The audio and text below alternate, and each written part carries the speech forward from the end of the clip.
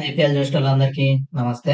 ఇయాల match GT versus RCB. మనకు తెలుసు ఎట్లైనా ఆర్సీబీ గెలుస్తదేమో అని. ఎందుకంటే 57% ఆళ్ళకి ఛాన్స్ ఉండే. ఇంకా మన అల్లం చాయ్‌కి సబ్స్క్రైబ్ చేసుకోండి.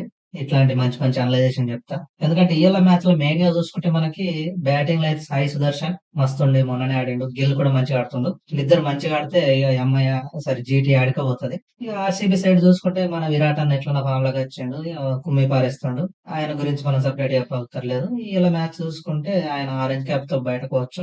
ఇక బౌలింగ్ టైర్ చూసుకుంటే రషీద్ ఖాన్ మామ, సిరాజ్ మామ మంచిగా వేస్తేనే ఆర్సీబీని ఆపగలుగుతారు. ఇక లేదంటే గంగలో అయినట్టే మ్యాచ్. ఇక ఆర్సీబీ ఎట్లన్నా గెలుస్తది అన్నట్టు ఉంది.